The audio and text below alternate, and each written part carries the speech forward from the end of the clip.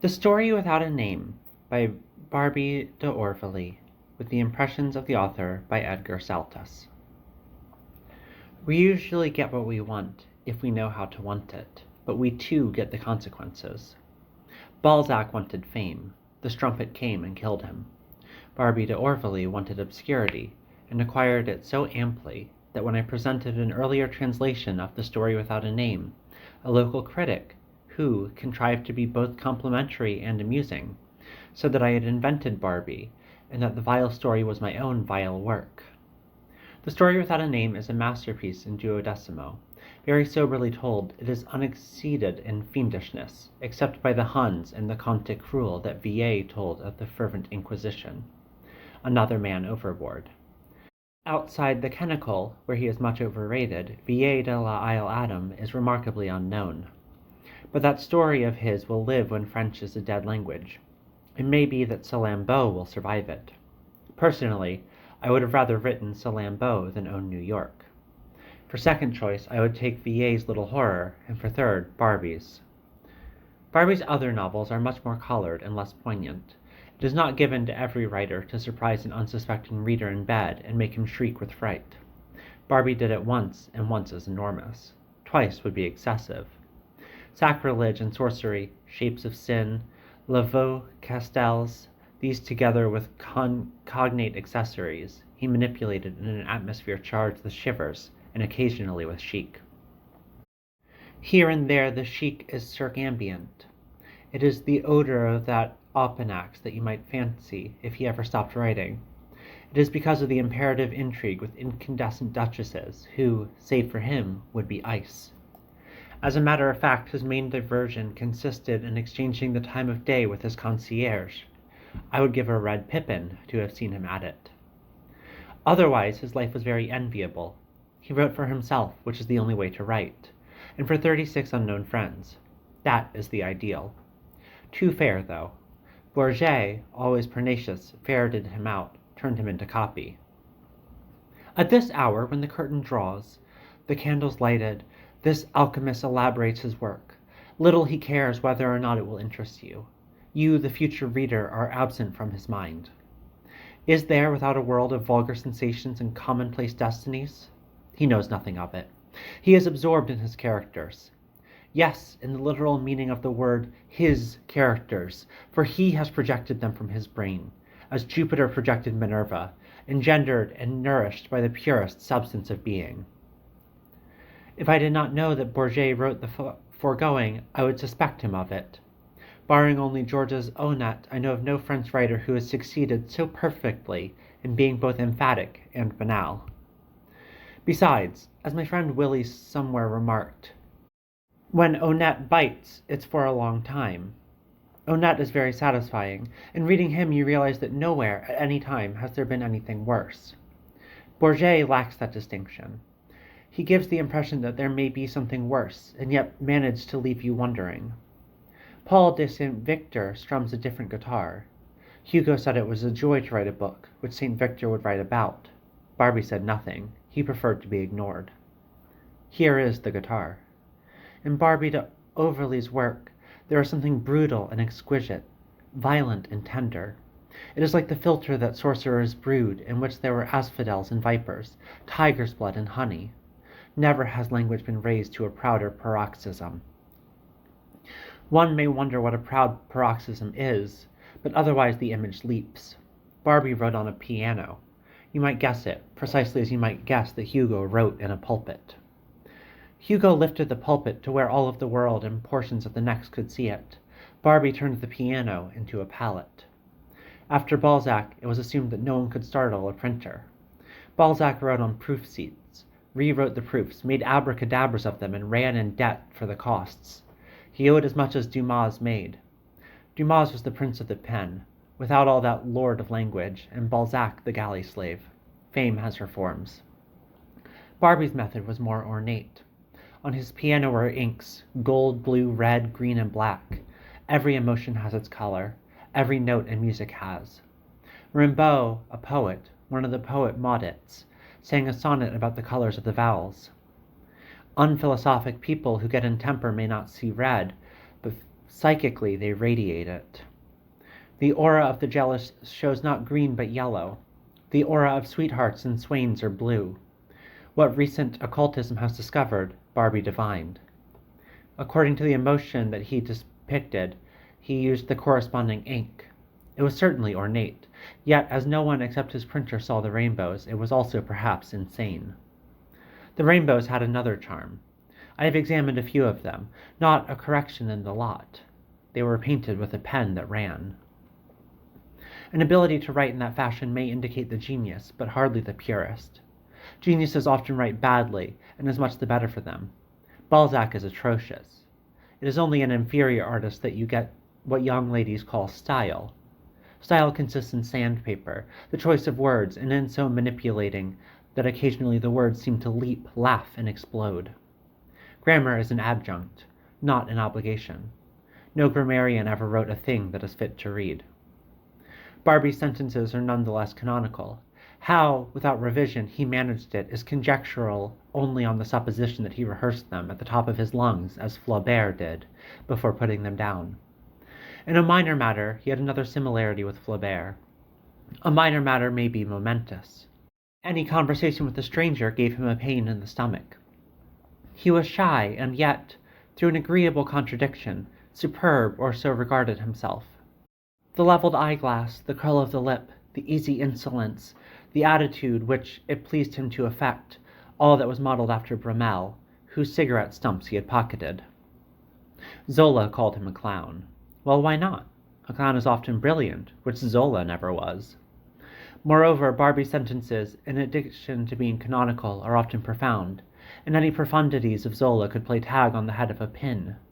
But Zola had his hours. During it, he was Jupiter. As such, homage was indicated. All he got from Barbey was an ignoring stare. In return, Zola ridiculed him, laughed at his clothes, at his garret. Perhaps afterwards he wished he had held his pen. In a cafe that Barbey frequented, Valet, the mad anarchist, shouted, "We want the heads of 100,000 imbeciles!" Negligently, Barbey yawned, "Zola's ought to suffice." At that someone cut in, "He will be astonished when he hears it." Now for the superb. Barbey raised his eyeglass. Since civilization began, men such as I have been created to astonish men such as he. A trifle too superb, perhaps, but finer than Zola's brickbats. Barbey came by it naturally. Villiers was more or less authentically Comte, and claimed a more or less authentic descent from a problematic crusader. But if I had the facts correctly, Barbey descended from one of the numbered Louis of France. Nowadays, the blood of kings, unless you can take it away from them, is not much to boast of.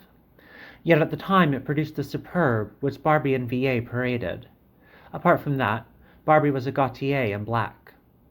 Gautier was a poet, and if I bring that coal to Newcastle, it is only that with it I may note that a poet is not a human being. I lived with one once, but not twice. There are towers of jade to which the muse may come, but from which sanity departs.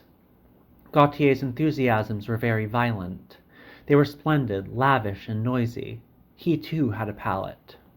On Barbey's piano there was ink of every color. Gautier used but one. It was gold. But was it with ink that he wrote?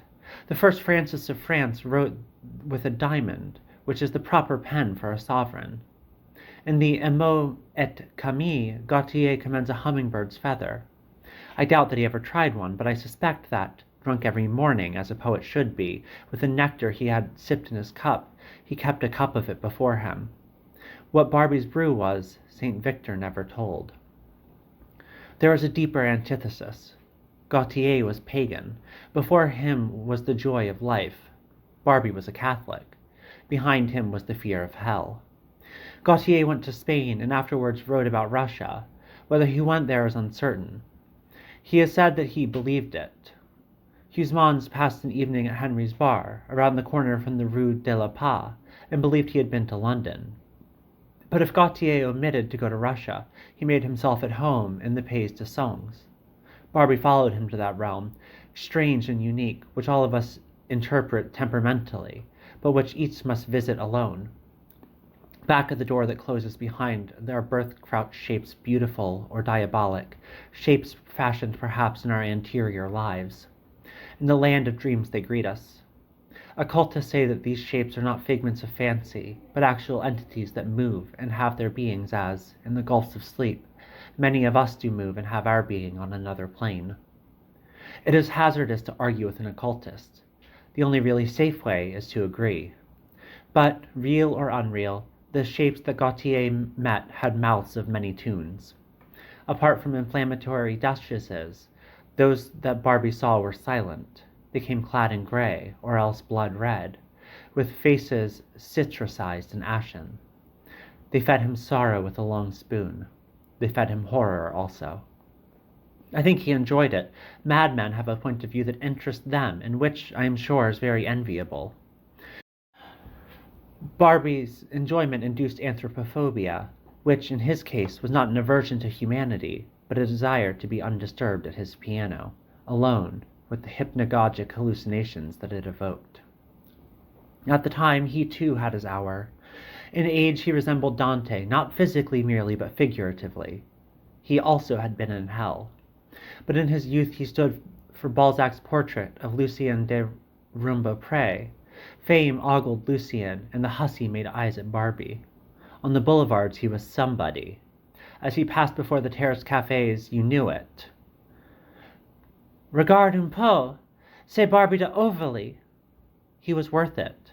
If you had not known better, you would have said, Mais non, c'est d'Orsay. The same air, if you please, the same costume, the blue coat, high-collared, gold-buttoned, short-waist, long-tailed, the skin-tight trousers, the curled-brim beaver, the jeweled cane, the jeweled stuff-box, the fob, the necklace, the air, the insolence on the tip of his tongue, not so long ago either. I saw him at a moment when he just crossed the channel. There was gaiety of girls, a gardenia in your buttonhole, and the inflated proprieties of the Victorian regime. In that fashion he promenaded, always alone. Meanwhile, something had happened. It is said that in the temple of Zeus Laocoon, men lost their shadows, their futures as well. Villiers may have ventured there. He disappeared. He was gone for years, though no one knew where. Barbey also executed a fugue, perhaps to the 7A, where this horrible story, the story without a smile, occurred. But meanwhile something had happened, some incident that contrived to be catastrophic. It drove him away, not omitting to put a mark on him, and more profoundly than Brummel, who he had known, put another. It made him seek what the solitary ever do seek, obscurity. He courted it as imbeciles court fame. Thereafter it was only at his garret in the Rue Rousselet, a garret first furnished, I was told, in Boule and Ormolu, in the rickety remnants of early ease. It was only there that fame presumed to knock.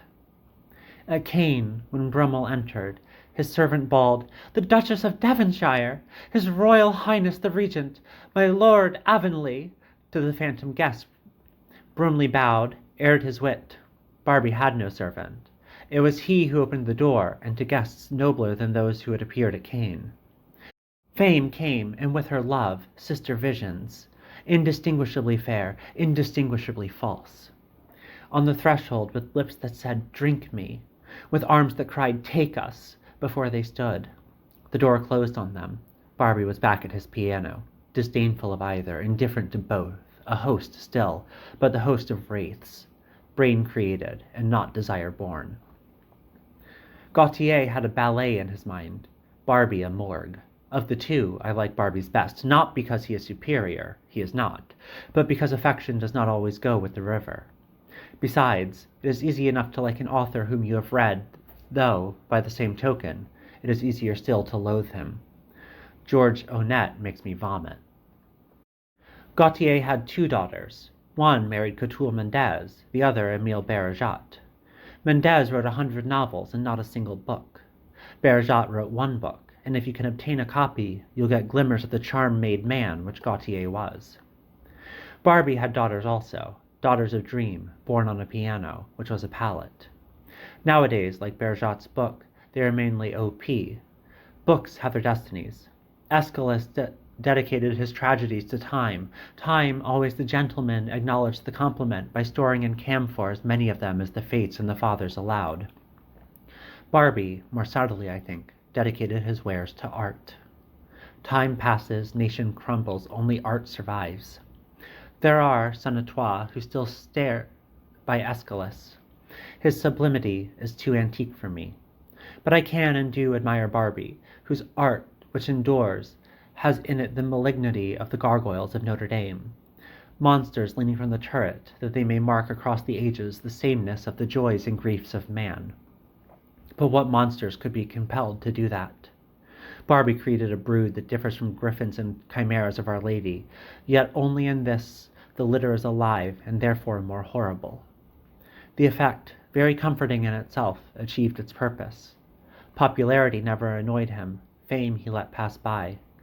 Gautier's karma was fairer, or more vulgar, according to the point of view. He was the torch of an epic, of which Barbey is now the ghost.